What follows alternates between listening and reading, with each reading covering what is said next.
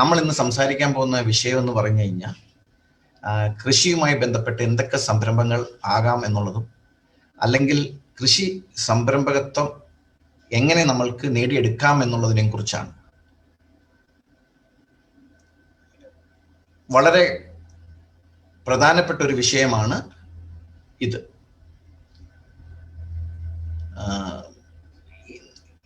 എപ്പോഴാണ് നമുക്ക് കൃഷിയെ സംരംഭകത്വം എന്ന് വിശേഷിപ്പിക്കാൻ പറ്റുന്നത്? നമ്മളെല്ലാവരും ആലോചിക്കേണ്ട ഒരു വിഷയമാണ്. കാരണം കാലങ്ങളിലായി നമ്മൾ പറഞ്ഞുകൊണ്ടിരുന്നത് കൃഷി ഒരു സംസ്കാരമാണ്, കൃഷി ഒരു ഹാർട്ടാണ്. പക്ഷെ കൃഷി ഒരു ബിസിനസ്സാണ് എന്ന് പറയുന്നത് വളരെ പതുക്കെയായിരുന്നു. 91 ശേഷം, പ്രത്യേകിച്ച് 2000 കാലഘട്ടങ്ങളിൽ ഇനിയും നമ്മൾ കൃഷി ഒരു സംസ്കാരമാണ്, കൃഷി ഒരു ഹാർട്ട് പോലെയാണ്, കൃഷി ബിസിനസ് ആണെന്ന് പതുക്കെ പറഞ്ഞു കഴിഞ്ഞാൽ നമുക്ക് കൃഷിയുമായി മുന്നോട്ട് പോകാൻ പറ്റില്ല. കാരണം കാർഷിക വൃത്തിയിലൂടെ നമുക്ക് നല്ല ലാഭം കിട്ടിയാൽ മാത്രമേ നമുക്ക് കൃഷിയുമായിട്ട് മുന്നോട്ട് പോകാനുള്ള ഒരു ഊർജം നമ്മൾക്കുണ്ടാകുകയുള്ളൂ. ഈ രീതിയിലാണ് ഈ ക്ലാസിന്റെ സവിശേഷത. ഇപ്പോൾ കർഷകര് ചിന്തിക്കേണ്ടതെന്ന് പറയുന്നത് കൃഷി എങ്ങനെ ആദായകരമായി ചെയ്യാൻ പറ്റുമെന്നുള്ളതാണ്. അതിന്റെ ഭാഗമായിട്ടാണ് ഓരോ കർഷകരുടെയും മനസ്സിൽ ഈ ഒരു ടെർമിനോളജി, ഈ ഒരു വാക്ക് വളരെ സുപരിചിതമായിട്ടിരിക്കും. കാരണം ലാഭമില്ലാത്ത ഒരു ബിസിനസ്സിലേക്കും ഒരാൾക്കാർ ഇറങ്ങാൻ താല്പര്യപ്പെടില്ല. അങ്ങനെയാണെങ്കിൽ എന്തുകൊണ്ട് കർഷകർ മാത്രം അതിൽ നിന്ന് മാറി നിൽക്കണം?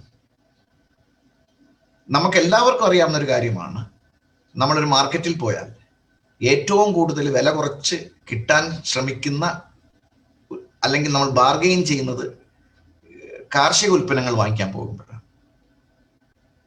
അവിടെ മാത്രം എന്തുകൊണ്ടാണ് അങ്ങനെ വരുന്നത് എന്നുള്ളത് നമ്മൾ ആലോചിക്കണം. മറിച്ച് ഒരു മാളിൽ പോയോ, അല്ലെങ്കിൽ ഒരു എന്താ പറയുക ബിഗ് ഷോപ്പിൽ പോയോ, അല്ലെങ്കിൽ ഒരു ബസാറിൽ പോയോ നമ്മൾ കാര്യങ്ങൾ വാങ്ങിക്കുമ്പോൾ അവിടെ എഴുതിയിരിക്കുന്ന വില നമ്മൾ കൊടുത്തിട്ട് വാങ്ങിച്ചിട്ട് പോകുന്ന ഒരു സിറ്റുവേഷനാണ്.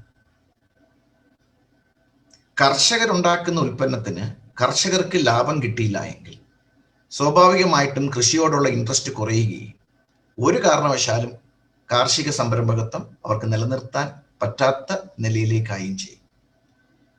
അതുകൊണ്ട് ഒരു കർഷകരും എന്നോട് എതിർക്കുകയില്ല, ലാഭം ഇല്ലാത്ത ഒരു ബിസിനസ്സിലേക്ക് ഇറങ്ങി ചെല്ലുമെന്ന് ആരും പറയുകയില്ല. അപ്പം ഈ ഒരു ടെർമിനോളജി, ഈ ഒരു വാക്ക് കൃഷിയിൽ എല്ലാ കർഷകരുടെയും മനസ്സിലുള്ളതുപോലെ കർഷകർക്ക് വേണ്ടി നിലകൊള്ളുന്ന പ്രസ്ഥാനങ്ങളും, അത് യൂണിവേഴ്സിറ്റി ആയാലും ഡിപ്പാർട്ട്മെന്റ് ആയാലും ബോർഡുകളായാലും പിന്നെ ബാങ്കുകളായാലും, അവരുടെ മനസ്സിലും കൂടി ഈ ഒരു വാക്ക് കർഷകർക്ക് വേണ്ടി ഓർക്കണം. അപ്പം കൃഷിയിൽ നിന്നും ഉണ്ടാകുന്ന ലാഭവും മാത്രമാണ് കൃഷിയെ കൃഷി ബിസിനസ്സാക്കി മാറ്റാൻ പറ്റുന്നത്. 1991 വരെ ഒരു രീതിയിലും നമ്മൾ കൃഷിയെ കൃഷി ബിസിനസ്സായിട്ട് കാണാൻ ശ്രമിച്ചിട്ടില്ല. മറിച്ച് 91 ശേഷം അങ്ങനെ പോളിസികൾ അങ്ങനെ ആകുകയും അതിനുശേഷം കൃഷിയിലേക്ക് ഇറങ്ങിച്ചെല്ലാൻ വരുന്ന ആൾക്കാർക്ക് ഒരു ബിസിനസിന്റെ ഒരു മനോഭാവവും കൂടി ഉള്ളത് കൊണ്ടാണ് അങ്ങനെയുള്ളവർ രക്ഷപ്പെട്ടു പോകുന്നത്. എന്നാലും ബഹുഭൂരിപക്ഷം കർഷകർക്ക് ഇപ്പോഴും കൃഷി ഒരു സംസ്കാരമായി നിൽക്കുകയാണ്. അത് സംസ്കാരമായിട്ട് നിലനിൽക്കണം. അതിനോടൊപ്പം ലാഭം എന്നുള്ളൊരു വാക്കും കൂടി വരണം. അപ്പം കൃഷിയിൽ പ്രത്യേകിച്ച് പ്രോഫിറ്റ് എന്ന് പറയുന്നത്, ലാഭം എന്ന് പറയുന്നത്,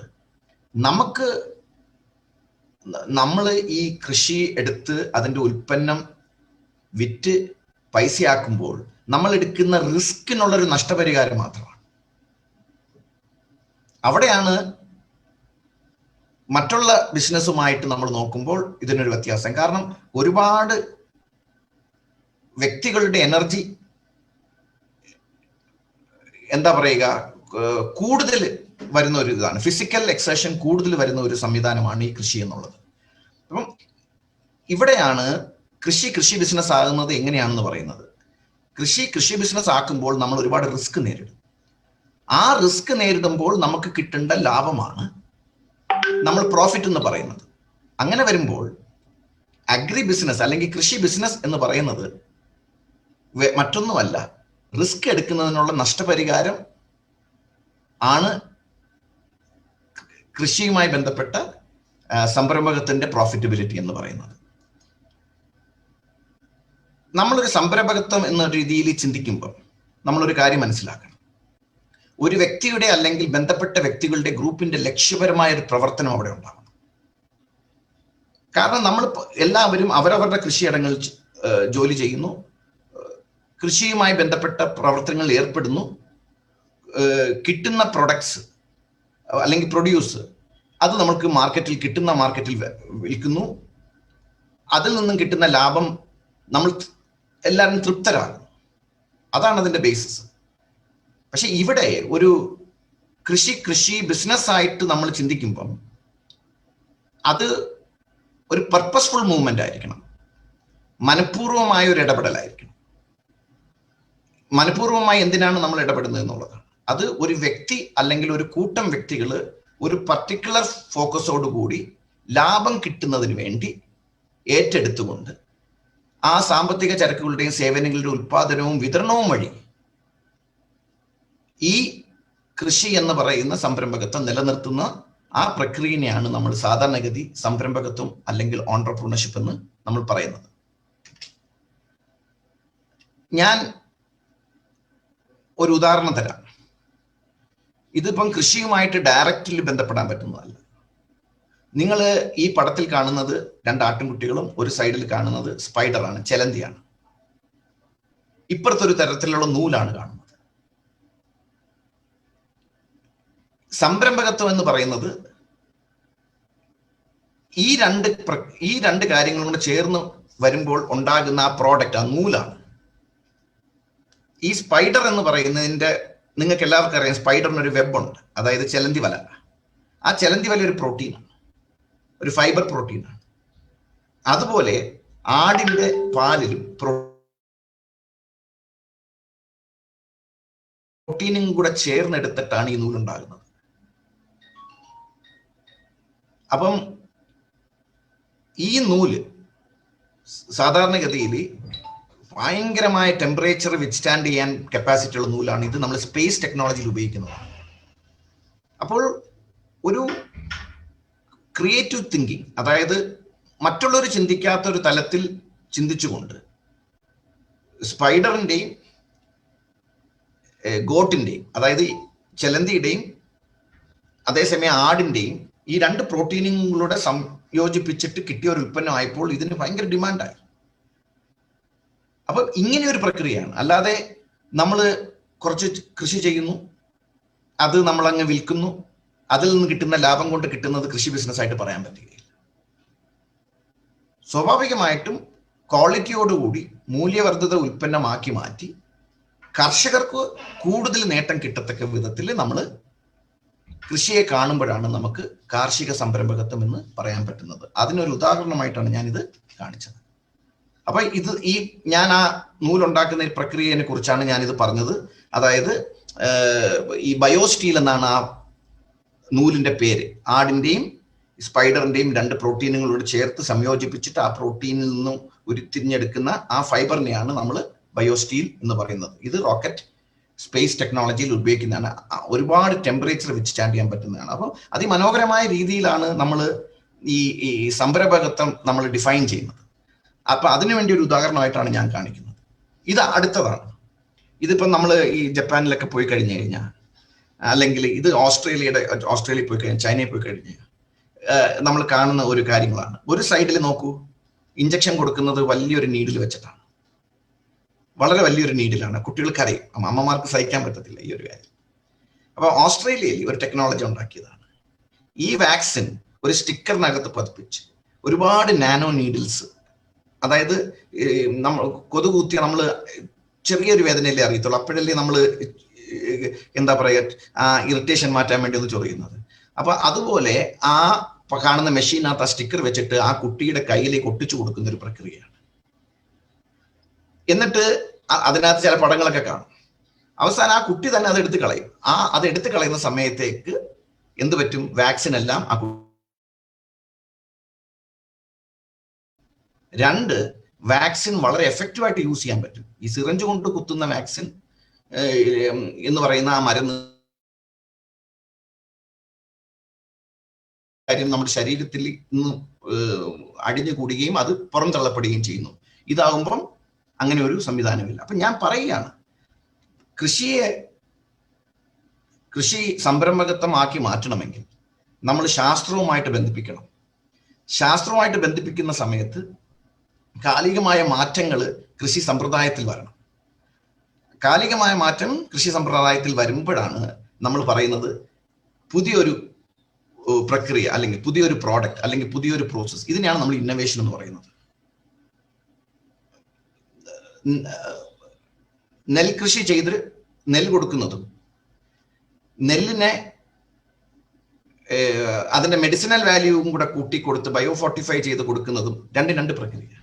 സ്വാഭാവികമായിട്ടും രണ്ടാമത്തെ എണ്ണത്തിന് ഒരു ഇന്നോവേഷൻ ഉണ്ട്. അപ്പോൾ കൃഷിയിലും നമ്മൾ കാലികമായ മാറ്റങ്ങൾ വരുത്തണം.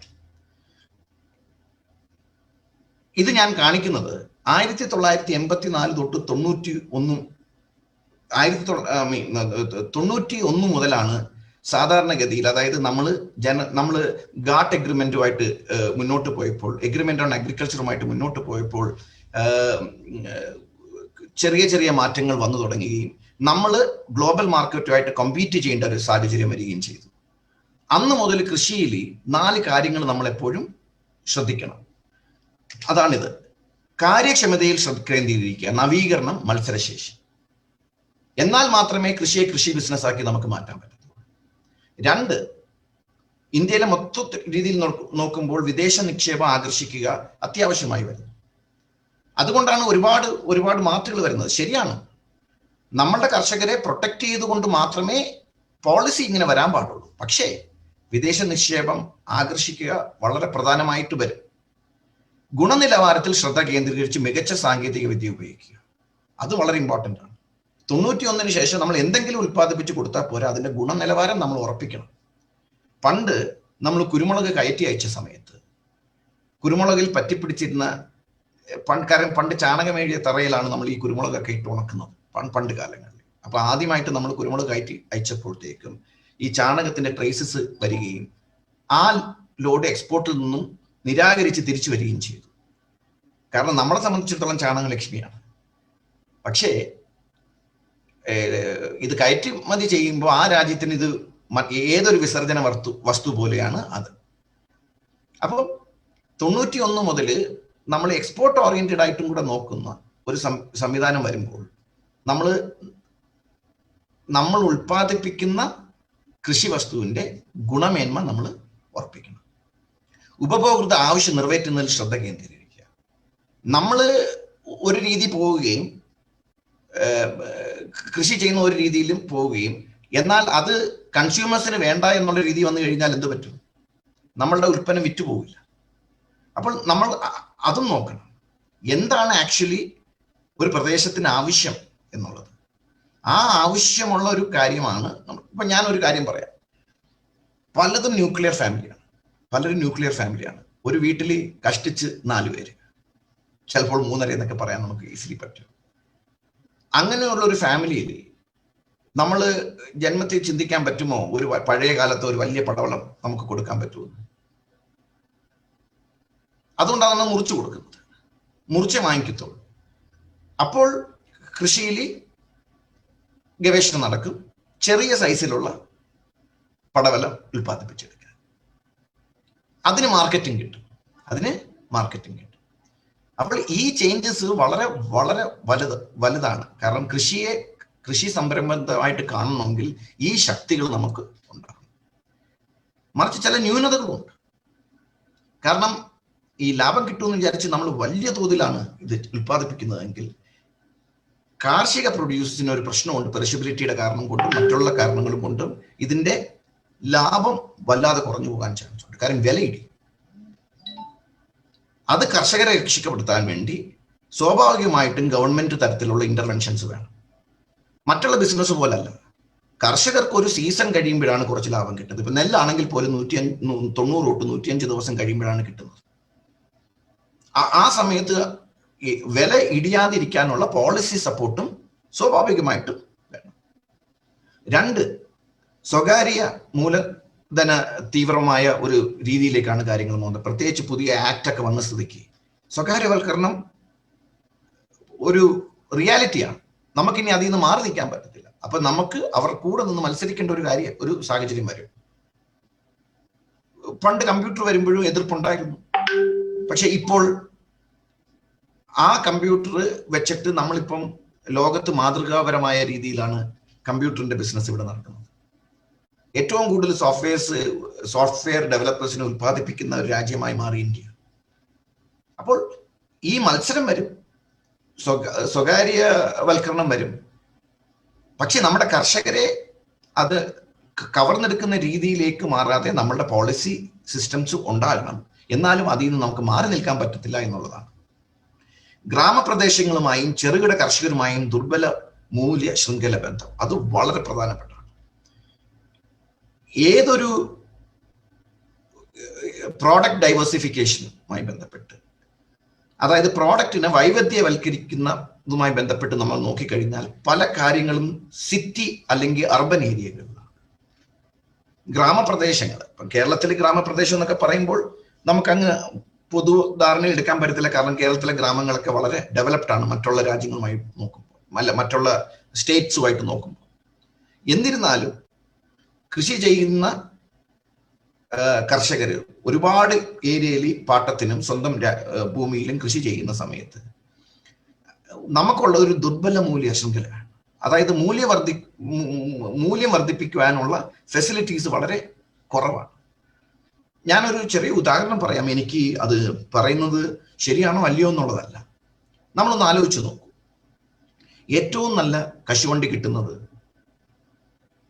നമുക്ക് കാസർഗോഡാണ്, കണ്ണൂരാണ്. ലോക നിലവാരം പുലർത്തുന്ന കശുവണ്ടി കിട്ടുന്നതാണ്. പക്ഷേ ഇതിന്റെ മൊത്തം ബിസിനസ് കോൺസെൻട്രേറ്റ് ചെയ്തിരിക്കുന്നത് കൊല്ലത്താണ്. ഞാൻ കൊല്ലംകാരനാണ്. അപ്പോൾ നമ്മളൊന്ന് ആലോചിച്ച് നോക്കൂ. മൂല്യം വർദ്ധിക്കുന്ന ഒരു സംരംഭം, അതെല്ലാം കൊല്ലത്തും, ഉൽപാദനം അപ്പൊ എത്ര കിലോമീറ്ററിന്റെ വ്യത്യാസത്തിലാണ് ഈ കാര്യം നിൽക്കുന്നത്. അടുപ്പമുള്ളതാണെങ്കിൽ അതുകൊണ്ടാണ് ഇപ്പോൾ ഗവൺമെന്റ് ഓഫ് കേരള വളരെ മാതൃകാപരമായ രീതിയിലാണ് ഇടപെടുന്നത്.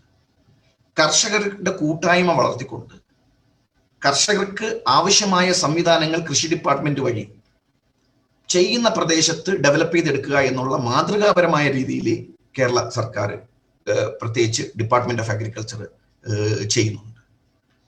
ഒരു കൂട്ടായ്മയോടുകൂടി കാർഷിക സർവകലാശാലയും ഡിപ്പാർട്ട്മെന്റും കർഷകരും ഒരുമിച്ച് നിന്ന് ചിന്തിച്ചാൽ മാത്രമേ ഈ ഒരു പ്രശ്നം നമുക്ക് പരിഹരിക്കാൻ പറ്റത്തുള്ളൂ. ഗ്രാമീണ തൊഴിലിൽ കുറഞ്ഞ സംഭാവന. കാരണം എന്ന് പറഞ്ഞു കഴിഞ്ഞാൽ നമുക്കിപ്പോൾ ആളെ കിട്ടുന്നില്ല. നമ്മുടെ കൃഷി ചെയ്യാൻ പോലും നമുക്ക് ആളെ കിട്ടാത്തൊരവസ്ഥയാണ്. എന്നാൽ വലിയ യന്ത്രങ്ങൾ ഉപയോഗിക്കുവാനുള്ളൊരു പോസിബിലിറ്റിയും ചിലപ്പോൾ നമുക്കില്ലാതാവും. അപ്പൊ ആ മേഖലയിൽ നമുക്ക് കുറച്ച് ശ്രദ്ധ വേണം. നമ്മൾ ഈ മറ്റുള്ളവർക്ക് ദ്രോഹമല്ലാത്ത ഒരു യന്ത്രവൽക്കരണം ചെയ്യുന്നത് കൊണ്ട് ഈ കോൺട്രവേഴ്സിയൊക്കെ ഉണ്ടാക്കി അതിൽ നിന്നും മാറുന്നത് ഒരു ന്യൂനതയാണ്. ചില സ്ഥലങ്ങളിൽ നമ്മൾ ചില യന്ത്രവൽകൃത കാര്യങ്ങൾ ചെയ്യേണ്ട സാഹചര്യങ്ങൾ വരും. അത് കർഷകർക്ക് അനുകൂലമാണ്. ഗ്രാമീണ മേഖലയിൽ കൃഷി കൂടുതൽ നിൽക്കുന്ന സ്ഥലത്ത് കൃഷിയുമായി ബന്ധപ്പെട്ട കാര്യങ്ങളിൽ നിന്ന് മാറിപ്പോകുമ്പോൾ ഗ്രാമീണ മേഖലയിലെ കൃഷിയും ബാധിക്കും, തൊഴിലില്ലായ്മയും ബാധിക്കും. അപ്പം ഈ കൃഷി മേഖലയിൽ കുറച്ച് ടെക്നോളജി ഓറിയന്റഡ് ആയിട്ട് മുന്നോട്ട് പോയില്ലെങ്കിൽ നമുക്ക് ഈ ന്യൂനതയെ മാറ്റുവാൻ പറ്റത്തില്ല. അപ്പം ഞാൻ പറയുന്നത്, കൃഷിയെ ഒരു ബിസിനസ്സായി കാണണമെങ്കിൽ കൃഷിയുമായി ബന്ധപ്പെട്ട ആ ശക്തി നമ്മൾ മനസ്സിലാക്കണം, ന്യൂനതകൾ നമ്മൾ പരിഹരിക്കണം. ഞാനിപ്പം കാണിക്കുന്ന 11 തൊട്ട് 24 സ്ലൈഡ്സ് ഞാൻ ഒരുപാടൊന്നും എക്സ്പ്ലെയിൻ ചെയ്യാൻ പോകുന്നില്ല. ഇത് ഞാൻ സമേതയുമായിട്ട് RITTCക്ക് ഇത് ഷെയർ ചെയ്യും. ഏത് കർഷക സുഹൃത്തുക്കൾക്കും വേണമെങ്കിൽ ഈ സ്ലൈഡ്സ് ആവശ്യപ്പെടാം. അവർ നിങ്ങൾക്ക് അത് അയച്ചു തരും. കാരണം ഒരുപാട് എക്സ്പ്ലെയിൻ ചെയ്ത് മാറ്റുവാനുള്ള ഒരു സാഹചര്യം ഇതിനകത്തില്ല. സംരംഭകത്വം പ്രോത്സാഹിപ്പിക്കുന്ന സംവിധാനങ്ങളെ കുറിച്ചാണ് ഞാൻ അതിനകത്ത് പറയുന്നത്. നമുക്ക് ട്രെയിനിങ് ഇൻസ്റ്റിറ്റ്യൂട്ടുകളുണ്ട്. കൃഷി ബിസിനസ്സാക്കി മാറ്റുവാൻ വേണ്ടി സാഹചര്യങ്ങൾ ഒരുക്കി തരികയും അതിനുവേണ്ടി കർഷകർക്ക് ട്രെയിനിങ് തരുന്ന കേന്ദ്രങ്ങളാണ്. എല്ലാ സംസ്ഥാനത്തും അവരവരുടെ കാർഷിക സർവകലാശാലകൾ വലിയൊരു റോളാണ് അതിന് വഹിക്കുന്നത്. കേരള കാർഷിക സർവകലാശാലയ്ക്കും ട്രെയിനിങ് സെന്റേഴ്സ് ഉണ്ട്. കേരള കാർഷിക സർവകലാശാലയ്ക്ക് എല്ലാ ക്യാമ്പസുകളിലും കൃഷി വിജ്ഞാന വ്യാപന വിഭാഗമുണ്ട്. വിജ്ഞാന വ്യാപനം പ്രോത്സാഹിപ്പിക്കാൻ വേണ്ടി ഞങ്ങൾക്കൊരു ഡയറക്ടറേറ്റ് ഉണ്ട്. കേരള തൃശ്ശൂരിലെ ഹെഡ്ക്വാർട്ടേഴ്സിലാണ് ആ ഡയറക്ടറേറ്റ് നിൽക്കുന്നത്. ഞങ്ങളുടെ പ്രധാനപ്പെട്ട ട്രെയിനിങ് സെന്റർ എന്ന് പറയുന്നത് സെൻട്രൽ ട്രെയിനിങ് ഇൻസ്റ്റിറ്റ്യൂട്ട് ആണ്. അതിന്റെ കീഴിൽ വെള്ളായണി തിരുവനന്തപുരത്താണെങ്കിൽ ട്രെയിനിങ് സർവീസ് സ്കീം എന്ന് പറയുന്നൊരു സംവിധാനമുണ്ട്. പിലിക്കോടും ഉണ്ട് ട്രെയിനിങ് സർവീസ് സ്കീം. ഇതുകൂടാതെ 7 കൃഷി വിജ്ഞാന കേന്ദ്രങ്ങൾ നമുക്കുണ്ട്. അവിടെയും ട്രെയിനിങ് കൊടുക്കും, അവർ ഡെമോൺസ്ട്രേഷൻസ് നടക്കും. കൃഷി വിജ്ഞാന കേന്ദ്രം പിന്നെ ICAR-മായി ഇന്ത്യക്ക് ആവശ്യമായ കാര്യങ്ങൾ മനസ്സിലാക്കിക്കൊണ്ട് ഇനി ഏതെങ്കിലും കർഷകർക്ക് ഒരു കൂട്ടത്തോടുള്ള കർഷകർക്ക് എന്തെങ്കിലും ഒരു വിഷയത്തിൽ ട്രെയിനിങ്ങോ ഇങ്ങനത്തെ സഹായങ്ങളോ വേണമെന്ന് ഉണ്ടെങ്കിൽ യൂണിവേഴ്സിറ്റിയോ എല്ലാ ട്രെയിനിങ് സ്ഥാപനങ്ങളുമായി ബന്ധപ്പെട്ടാൽ മതി. ഇപ്പം സമേതി ഏറ്റവും വലിയൊരു ട്രെയിനിങ് ഇൻസ്റ്റിറ്റ്യൂട്ടാണ്.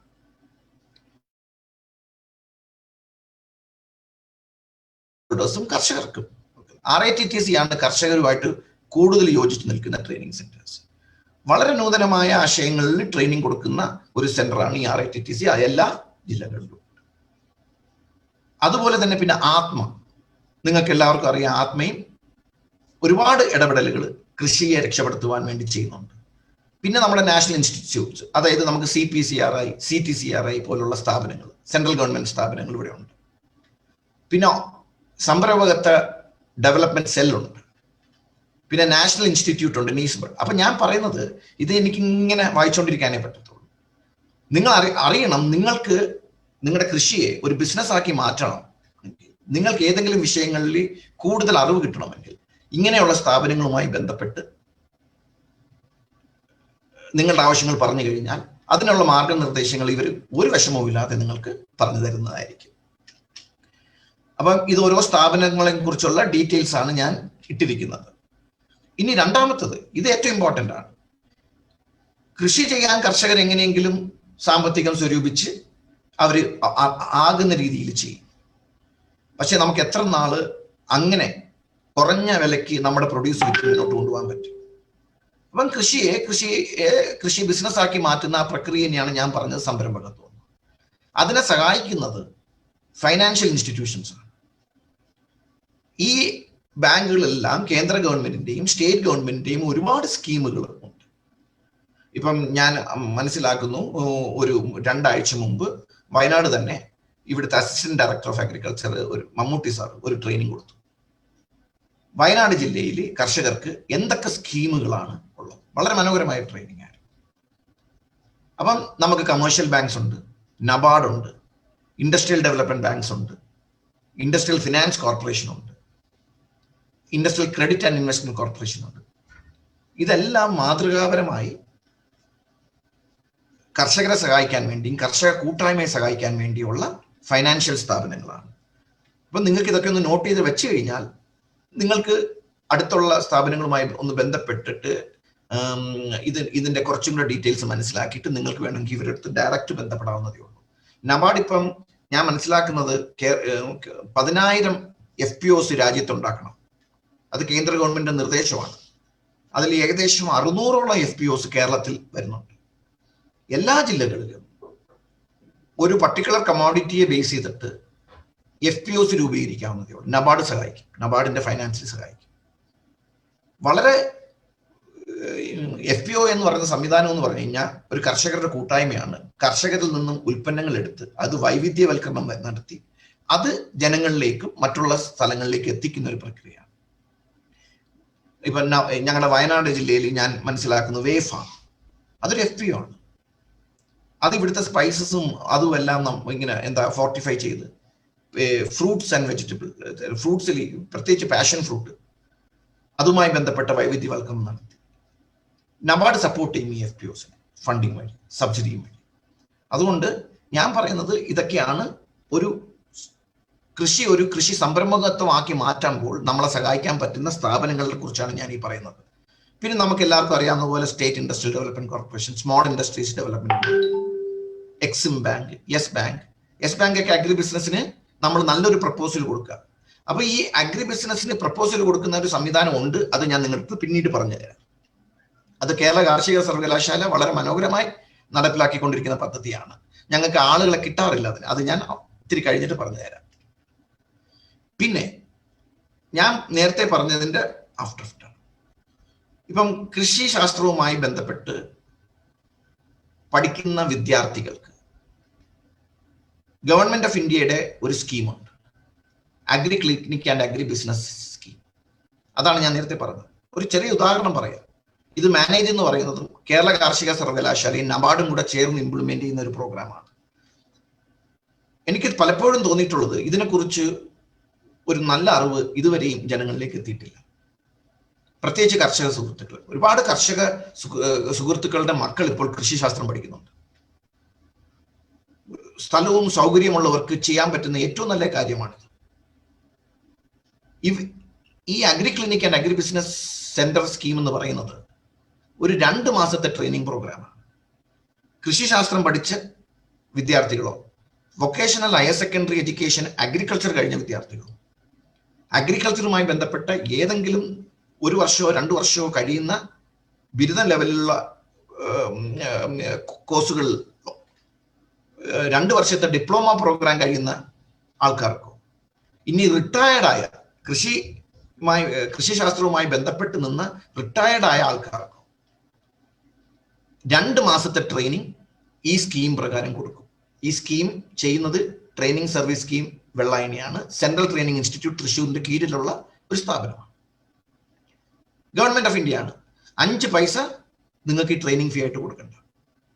ഈ 2 മാസത്തെ ട്രെയിനിങ്ങിൽ കൂടി നിങ്ങൾക്ക് എന്ത് ബിസിനസ്സാണ് ആരംഭിക്കേണ്ടത് അത് അവിടെ വെച്ച് തീരുമാനിച്ച് നിങ്ങൾക്ക് ട്രെയിനിങ് തന്നുകൊണ്ട് അതിനെ ഒരു ബിസിനസ് മോഡലാക്കി മാറ്റി അതിൻ്റെ പ്രോജക്റ്റ് നിങ്ങളെ കൊണ്ട് പ്രിപ്പയർ ചെയ്യിപ്പിച്ച് അത് പ്രസന്റ് ചെയ്ത് ഈ ഇൻസ്റ്റിറ്റ്യൂഷൻ ഏത് ഏജൻസിയാണോ നമുക്ക് ട്രെയിനിങ് തരുന്നത് അവിടെ കൊടുത്ത് മനസ്സിലാക്കി ആ പ്രോജക്റ്റുമായിട്ട് നിങ്ങളെ മുന്നോട്ട് പോകാൻ വേണ്ടി ട്രെയിനിങ് കഴിഞ്ഞാലും ഹാൻഡ് ഹോൾഡിംഗ് സപ്പോർട്ട് തരുന്ന വിധത്തിലുള്ളൊരു സ്കീമാണ്. അതുകൊണ്ടാണ് ഞാൻ പറഞ്ഞത് മാതൃകാപരമായ സ്കീമാണ്. ഈ സ്കീം പ്രകാരം നിങ്ങൾ ഒരു പ്രോജക്റ്റ് ഉണ്ടാക്കിയാൽ ഈ ട്രെയിനിങ് കഴിഞ്ഞ കുട്ടികൾക്ക് അല്ലെങ്കിൽ ആൾക്കാർക്ക് ഒരു സർട്ടിഫിക്കറ്റ് കിട്ടും. ഒരു ലൈസൻസ് നമ്പറോടുള്ള ഒരു സർട്ടിഫിക്കറ്റ് ആണ്. കേരളമാണെങ്കിൽ കേരളത്തിന്റെ KER 0245 അങ്ങനെ ഒരു ഇതുണ്ട്. അപ്പം നമ്മൾ ഈ ട്രെയിനിങ്ങിൽ കൂടി ഡെവലപ്പ് ചെയ്ത പ്രോജക്റ്റ് കുറച്ചും കൂടെ നന്നായിട്ട് ആലോചിച്ച് കുറച്ച് വിദഗ്ധരുമായിട്ടൊക്കെ ഡിസ്കസ് ചെയ്തിട്ട് ഇത് പ്രോജക്റ്റ് ആക്കിയിട്ട് നമ്മളുടെ ഈ സർട്ടിഫിക്കറ്റിന്റെ ഒരു കോപ്പിയും കൂടെ വെച്ചിട്ട് നമ്മളൊരു ബാങ്കിൽ കൊടുത്താൽ എത്ര ലക്ഷം വരെ വരണമെങ്കിൽ അവർ ലോൺ തരും. നല്ല പ്രോജക്റ്റ് ആണെങ്കിൽ ആ പ്രോജക്റ്റ് നല്ലതാക്കാൻ ഈ സ്കീമിന്റെ സെന്റർ നിങ്ങളെ സഹായിക്കും. പക്ഷേ 25 ലക്ഷം രൂപ വരെ നിങ്ങൾക്ക് സബ്സിഡി കിട്ടും. നിങ്ങൾക്ക് ചിലപ്പോൾ 50 ലക്ഷം രൂപയുടെ പ്രോജക്റ്റ് കൊടുക്കാം, കുഴപ്പമൊന്നുമില്ല. പക്ഷെ സബ്സിഡി 25 ലക്ഷം രൂപ വരെ കിട്ടത്തുള്ളൂ. അത് 30 തൊട്ട് 40% സബ്സിഡി കിട്ടും. അപ്പം 10 ലക്ഷത്തിന്റെ ഒരു പ്രോജക്റ്റ് കൊടുത്ത് ബാങ്ക് നമുക്ക് തന്നാൽ നമ്മൾ തിരിച്ച് 6 ലക്ഷം രൂപ അടച്ചാൽ മതി. പക്ഷെ അതിന് ഈ ട്രെയിനിങ് പങ്കെടുത്താൽ മാത്രമേ നമുക്കത് ചെയ്യാൻ പറ്റൂ. പലപ്പോഴും ഇങ്ങനത്തെ സ്കീമുകൾ ഉണ്ടോ ഇല്ലയോ എന്ന് അറിയാത്തതാണ് നമ്മുടെ കർഷക സുഹൃത്തുക്കളുടെ ഒക്കെ പ്രശ്നം. ഇനിയിപ്പം കർഷകർ തന്നെ ഇതിന് ട്രെയിനിങ്ങിന് പോകേണ്ട കാര്യമൊന്നുമില്ല. കർഷകരെ സഹായിക്കാൻ വേണ്ടി കൃഷിശാസ്ത്രം പഠിക്കുന്ന വിദ്യാർത്ഥികൾ, VHSക്ക് പഠിക്കുന്ന വിദ്യാർത്ഥികൾ, ഡിപ്ലോമയ്ക്ക് പഠിക്കുന്ന വിദ്യാർത്ഥികൾ, റിട്ടയർഡ് ആയ ആൾക്കാർക്ക് സംരംഭം തുടങ്ങി കർഷകരെ അതിൽ കൂട്ടിയിണക്കി നിങ്ങൾക്ക് ഈ ബിസിനസ് ഒന്ന് ചിന്തിക്കുക. ഒരു 100 കുരുമുളക് കർഷകർ, പക്ഷെ അവരുടെ കുരുമുളകിനെ വൈവിധ്യവൽക്കരിച്ച് കൊടുക്കുന്ന ഒരു സ്ഥാപനമാക്കി ഇവർക്ക് വേണമെങ്കിൽ ഒരു പ്രോജക്റ്റ് കൊടുത്തു കഴിഞ്ഞാൽ ഈ ട്രെയിനിങ് കഴിഞ്ഞ പ്രോജക്റ്റ് കൊടുത്തു കഴിഞ്ഞാൽ ഇവർക്ക് സബ്സിഡിയോടുകൂടി ഈ സ്ഥാപനം തുടങ്ങുകയും കർഷകർക്ക് നല്ല വില കിട്ടാൻ വേണ്ടി ഉള്ള മാർഗങ്ങൾ നിർദ്ദേശിക്കാൻ പറ്റുകയും ചെയ്യും.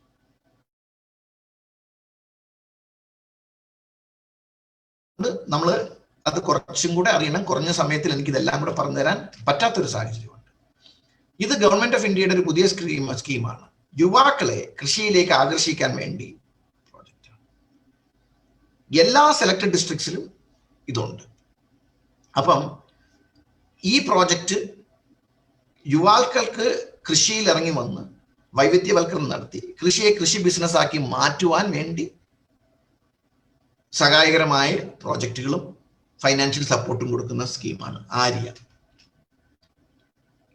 നേരത്തെ ഞാൻ പറഞ്ഞു ഇതെല്ലാം നമുക്ക് ഫൈനാൻഷ്യൽ സപ്പോർട്ട് തരുന്ന സ്ഥാപനങ്ങളാണ്. ഇത് ഞങ്ങളുടെ കേരള കാർഷിക സർവകലാശാലയുടെ ഒരു രീതിയാണ്. ഞങ്ങൾ പുതിയ സംരംഭകം തുടങ്ങാൻ വേണ്ടിയുള്ള ട്രെയിനിങ് കൊടുക്കും. ഓൺട്രപ്രണർഷിപ്പ്, സംരംഭകത്വം ഡെവലപ്പ് ചെയ്യാൻ വേണ്ടിയുള്ള സാഹചര്യങ്ങൾ മനസ്സിലാക്കി കൊടുക്കും. അതിൻ്റെ സ്കില്ല് കൊടുക്കും. മാർക്കറ്റിങ്ങിനുള്ള ട്രെയിനിങ് കൊടുക്കും. അങ്ങനെ ഒരുപാട് കാര്യങ്ങൾ. ചെറിയ ചെറിയ ഇൻഡസ്ട്രിയൽ യൂണിറ്റ്സ് ഡെവലപ്പ് ചെയ്യാൻ വേണ്ടിയുള്ള സാഹചര്യങ്ങൾ ക്രിയേറ്റ് ചെയ്യും. ഇപ്പം കേരള കാർഷിക സർവകലാശാലയ്ക്ക് അകത്ത് തന്നെ ഉണ്ട് ഒരു ചോക്ലേറ്റ് മേക്കിംഗ് യൂണിറ്റ്. അപ്പൊ ഇതെല്ലാം അവാർഡിന്റെ ഭാഗമായിട്ടാണ്. അവിടെ ചെന്ന് കഴിഞ്ഞാൽ ആർക്കെങ്കിലും ചോക്ലേറ്റുമായി ബന്ധപ്പെട്ട് കൊക്കോയുമായി ബന്ധപ്പെട്ടിട്ട് എന്തെങ്കിലും പ്രോജക്റ്റ് ചെയ്യണമെങ്കിൽ അവിടെ ചെന്ന് കഴിഞ്ഞാൽ വളരെ മാതൃകാപരമായ രീതിയിൽ നിങ്ങളെ ഗൈഡ് ചെയ്യും. നിങ്ങൾക്ക് വേണ്ട ട്രെയിനിങ്ങുകളും അവർ സജസ്റ്റ് ചെയ്യും. അവർ അതിനുള്ള സാഹചര്യങ്ങളും ഒരുക്കി തരും. അപ്പം നമ്മൾ പല കാര്യങ്ങളും അറിയാതെ ഇരിക്കുകയും നമ്മൾ പോകുന്ന രീതിയിൽ തന്നെ പോയിക്കൊണ്ടിരുന്നു കഴിഞ്ഞാൽ നമ്മൾ എന്ത് ചെയ്യും? കൃഷിയിൽ നിന്നും പുറകോട്ട് പോയിക്കൊണ്ടിരിക്കും. കൃഷിയുമായി നമുക്ക് മുന്നോട്ട് പോകാൻ പറ്റുന്ന സാഹചര്യം എന്ന് പറയുന്നത് ഒരുപാട് സംരംഭകത്വം കൃഷിയുമായി ബന്ധപ്പെട്ടുണ്ടായാൽ മാത്രമേ കർഷകരുടെ നിലനിൽപ്പ്, ഇന്റർമീഡിയറ്റ്സിനെ ഒഴിവാക്കുന്ന രീതിയിൽ ഒരുപാട് ആക്ടിവിറ്റീസ് ഗവൺമെന്റ് ഓഫ് കേരള എടുക്കുന്നുണ്ട്. അതുകൊണ്ടാണ് പഞ്ചായത്ത് തലത്തിൽ കൃഷിയുമായി ബന്ധപ്പെട്ട ഡെവലപ്മെന്റ്. അപ്പോൾ ആ പഞ്ചായത്തിലുള്ള കൃഷിയുമായി ബന്ധപ്പെട്ട് അവിടെ തന്നെ ഒരു എന്താ പറയുക ബിസിനസ് മോഡ് സ്വീകരിച്ചു കഴിഞ്ഞാൽ കർഷകർക്ക് വില കുറയുന്ന സാഹചര്യം ഒഴിവാകും. അപ്പൊ നമ്മൾ കുറെ സ്ട്രാറ്റജി ഒക്കെ അതിൽ ചെയ്യണം. ഞാൻ കുറച്ച് കാര്യങ്ങൾ എൻ്റെ അറിവിൽ നിൽക്കുന്നത് ഞാൻ പറഞ്ഞു തരാം. കൃഷിയെ സംരംഭകത്വം ആക്കുമ്പോൾ നമ്മൾ ശ്രദ്ധിക്കേണ്ട കാര്യം 3 തരത്തിലുള്ള പുതുമയാണ് നമ്മൾ നോക്കുന്നത്, നവീകരണത്തെയാണ് നമ്മൾ നോക്കുന്നത്. 1 ഉൽപ്പന്ന നവീകരണം, 2 അതിൻ്റെ പ്രക്രിയ പ്രോസസ് നവീകരണം, 3 ഇവന്റ് നവീകരണം. ഇത് 3 കേരളത്തെ സാഹചര്യത്തിൽ വളരെ പ്രധാനമാണ്. ഇപ്പം ഉൽപ്പന്ന നവീകരണം നമുക്ക് എടുക്കാം. പണ്ട് നമ്മളൊരു പെസ്റ്റിസൈഡോ ഒരു ഹെർബിസൈഡോ കൊടുത്തു കഴിഞ്ഞാൽ അത് ഒരുപാട് ക്വാണ്ടിറ്റി കലക്കി ഒഴിച്ചു കഴിഞ്ഞാൽ മാത്രമേ അത് ചെയ്തു. ഇപ്പോൾ നാനോ പെസ്റ്റിസൈഡ്സ്, നാനോ ഹെർബിസൈഡ്സ്, അതായത് വളരെ കുറച്ച് ക്വാണ്ടിറ്റി മതി, ഒരുപാട് പ്രദേശത്ത് നമുക്ക് അടിക്കാൻ പറ്റും. അതിനെയാണ് നമ്മൾ പ്രോഡക്റ്റ് ഇന്നോവേഷൻ എന്ന് പറയുന്നത്. നമ്മൾ പാഷൻ ഫ്രൂട്ടായിട്ട് വിറ്റുകൊണ്ടിരിക്കുന്നത്, പാഷൻ ഫ്രൂട്ടിന്റെ സ്ക്വാഷും പാഷൻ ഫ്രൂട്ടിന്റെ തൊണ്ടിന്റെ പിക്കിളും ആയിട്ട് വിൽക്കുന്നത്, അത് പ്രോഡക്റ്റ് ഇന്നോവേഷൻ. പ്രോസസ് ഇന്നോവേഷൻ നമ്മൾ കൃഷിയെ ലാഭകരമാക്കാൻ വേണ്ടി നമ്മൾ നടപ്പിലാക്കുന്ന ഒരു നവീകരണമാണ്. അതിനെയാണ് പ്രോസസ് എന്ന് പറയുന്നത്. ഇപ്പം തന്നെ വയനാട്ടിൽ പുൽപ്പള്ളി ഭാഗത്ത് ബത്തേരി താലൂക്കിൽ കർഷകന്റെ പേര് ഞാൻ വിട്ടുപോയി, ക്യാരറ്റ് ഉൽപ്പാദിപ്പിക്കുന്ന ഒരു കോളത്തിനകത്ത് കുറച്ച് പോട്ടിംഗ് മിക്സർ ഇട്ടിട്ട് അതിനകത്ത് ക്യാരറ്റ് ഉൽപ്പാദിപ്പിക്കുകയും കേടുകൂടാതെ ക്യാരറ്റിന്റെ ഈൽഡ് നന്നായിട്ട് കിട്ടുന്ന ഒരു കർഷകൻ പത്രത്തിൽ നിങ്ങൾ വായിച്ചു കാണും. അതിനെയാണ് പ്രോസസ് നവീകരണം എന്ന് പറയുന്നത്. മണ്ണില്ലാ കൃഷി, അതും ഒരു പ്രോസസ്സാണ്. ഇവന്റ് ഇന്നോവേഷൻ അല്ലെങ്കിൽ ഇവന്റ് റെസ്പോൺസസ് വളരെ പ്രധാനമാണ്.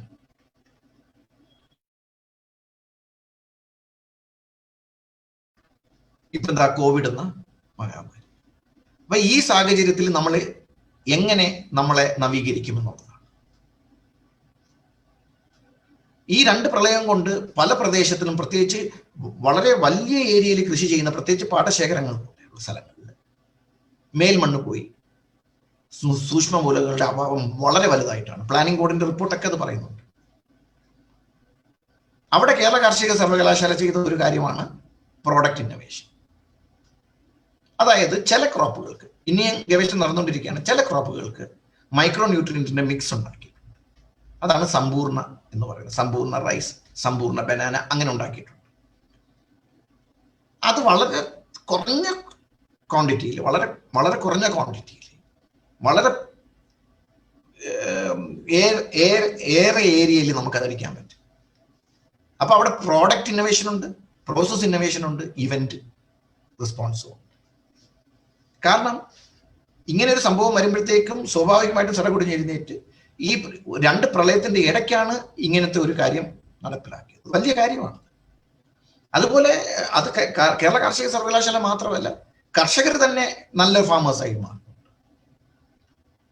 പലതരത്തിലും കർഷകരുടെ ഇന്നോവേഷൻസ് കൊണ്ടുവരുന്നുണ്ട്. കാരണം എന്ത് കൊണ്ടുവന്നാലും കർഷകരുടെ ഇന്നോവേഷൻസിൽ നിന്നേ നമുക്ക് മുന്നോട്ട് പോകാൻ പറ്റും.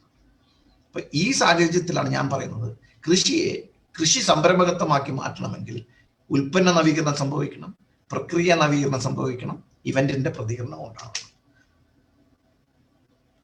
എപ്പോഴും സംരംഭകത്തിന്റെ അടിസ്ഥാന 3 കാര്യങ്ങൾ എന്ന് പറഞ്ഞു കഴിഞ്ഞാൽ, 1 ആശയങ്ങളുടെ ജനനമാണ്, 2 ആശയങ്ങളുടെ ചിന്ത കൊണ്ടിരിക്കുന്ന ഒരു സംവിധാനമാണ് ഐഡിയ ഇൻക്യുബേഷൻ, പിന്നെ വാണിജ്യ മനോഭാവം കൈവരുത്തുക. ഈ 3 കാര്യം. ഈ മൂന്നാമത്തെ കാര്യം നടക്കുമ്പോൾ മാത്രമേ നമുക്ക് പറയാൻ പറ്റത്തുള്ളൂ കൃഷി ബിസിനസ്സായി മാറി. കർഷകർ തന്നെ എത്രയോ നൂതനമായ ആശയങ്ങളാണ് കൊണ്ടുവന്നിട്ടുള്ളത്. ആ നൂതനമായ ആശയം കുറച്ചും കൂടെ വിപുലമാക്കി നല്ല രീതിയിൽ അതിന് ഒരു എന്താ പറയുക, പ്രോഫിറ്റ് ഓറിയന്റഡ് ആയിട്ട് കർഷകർക്ക് തന്നെ കൂടുതൽ ലാഭം കിട്ടുവാൻ വേണ്ടി നമ്മൾ എന്ത് ചെയ്യണം? കൃഷിയുമായി ബന്ധപ്പെട്ട സ്ഥാപനങ്ങളുമായി ബന്ധപ്പെട്ട് സംസാരിക്കണം. ഇപ്പം ഞാനൊരു ബിസിനസ് തുടങ്ങാൻ നേരത്ത് ഒരുപാട് ഐഡിയകൾ കാണും, പക്ഷെ എല്ലാം